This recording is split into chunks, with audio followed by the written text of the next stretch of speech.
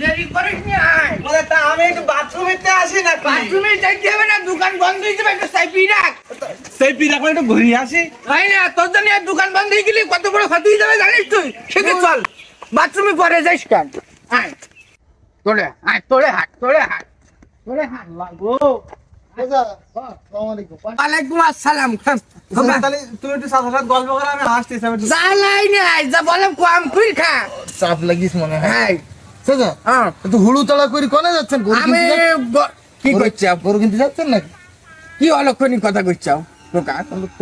আমি খুব একটা বিপদে পড়েছি খোকা, সেই বিপদটা একটু উদ্ধার হয়ে যাচ্ছে আর কি। তার মানে হাসপাতালে যাচ্ছেন? না না না না থানা কোর্ট? না, ওই হইস কি, ওই আমার একটা ডবল ডোরের একটা ফ্রিজ আমার একটু কিনতে হবে। এতে আবার বিপদের কি আছে? আর ডবল ডোরের ফ্রিজ কিনবেন? যতদূর জানি বাড়িতে একটা ফ্রিজ আছে চাচা, হ্যাঁ আবার ফ্রিজ কিনতে যাচ্ছেন কেন? হচ্ছে না খোকা, একটা ফ্রিজে হচ্ছে না। গতবার আমার 3 কেজি গোশ নষ্ট হয়ে গেছে ওই এক ফ্রিজে, ধরিনি। হ্যাঁ, তাই চিন্তা করলাম যে কুরবানির গোশ একটা পবিত্র জিনিস যদি নষ্ট হয়ে যায় কিরামটা লাগে, তাই একটা ডবল ডোরের একটা ফ্রিজ দরকার। এইবার মনে হয় তাহলে বিরাট একটা গরু কুরবানি করবেন। না কি করছো, কুরবানি করে দেখতে চাও? কিন্তু দুডু ফ্রিজ। আমার খুবই সমস্যার মধ্যে খোকা, আমার সে কুরবানি দেওয়ার মতন অবস্থা আমার নেই, আমার খুবই সমস্যার মধ্যে আছে। আমি চাইলাম একটা কুরবানি আমি দেবো, হ্যাঁ আমার ওই ছাগলটা খাসি, হ্যাঁ, জি। কিন্তু আমি দেখলাম ও খাসি দাম উঠেছে 32,000 টাকা। আমি চিন্তা করে দেখলাম আমার খুব ক্ষতি হয়ে যাচ্ছে, তাই ওই ছাগলটা বেশি একটা ডবল ডোরের একটা ফ্রিজ আমি কিনবো।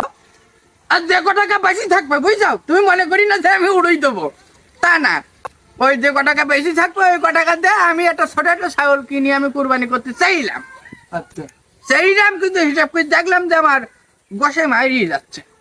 গোশে মারি যাচ্ছে কিভাবে? হ্যাঁ, ওই ছাগলে গোশে মাইরিয়ে যাচ্ছে, কারণ আমার এমনি কুরবানি দিলি আমার গোশ হইতে 3 কেজি, হ্যাঁ, আর না দিলে হইতে 13 কেজি। এই জন্য এই যেটা লস, এই জন্য আর কি সামনের বার দেখবো। 13 কেজি হবে কিভাবে স্যার? বাড়ি তো লোক আপনারা 3 জন, আপনি চাচ্ছি আমার ছেলে, গোস্ত সর্বোচ্চ আপনার হলে হবে 5 কেজি। আর হিসিব আছে, কিসের ও আমি মধ্যে একটু গন্তিতে বেশি লেখাই, গুনি একটু বেশি লেখাই। আর তাছাড়া আমার এই জামাই হ্যাঁ, মেয়ে তো আমি গিরির মধ্যে পড়ে, কারণ ঈদের সময় ওরা তো আসে আমার বাড়ি। কিন্তু ওরা তো ওদের বাসায় শুনে কুরবানি করে। করে, বাড়ি করে, আমার এখানে তো করে না। দাদা, ও তা আপনি যে নিয়ত করেছিলেন কুরবানি করবেন, হ্যাঁ, নিয়ত তো এখন না আছে, তো নিয়ত আছে, নিয়ত আছে খোকা। ছেলেটা যে কনে গেল ওর এই নিয়ত করার পরে যদি নিয়ত ভঙ্গ করেন আপনি তো গুনাহগার হবেন। আর কুরবানি হলো আল্লাহর একটা বিধান, আপনার সামর্থ্য থাকা সত্ত্বেও যদি কুরবানি না করেন তাহলে তো আপনার প্রচুর গুনাহ হবে। আবার চলো দাঁড়া দেয়।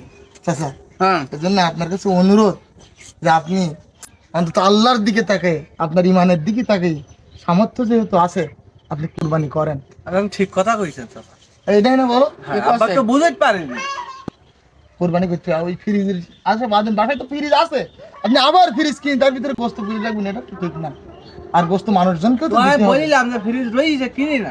তাহলে তো খোকা অন্যায় হয়ে যাবে, পাপ হবে, জি, গুনাহ হবে, গুনাহগার হয়ে যাবে, সামর্থ্য আছে। জি, তাহলে চল, খোকার কথা শুনে আমার দিলটা পরিষ্কার হয়ে গেল। চলো চল তাহলে ভালো দিকে একটা পশু কিনে নিয়ে আসি।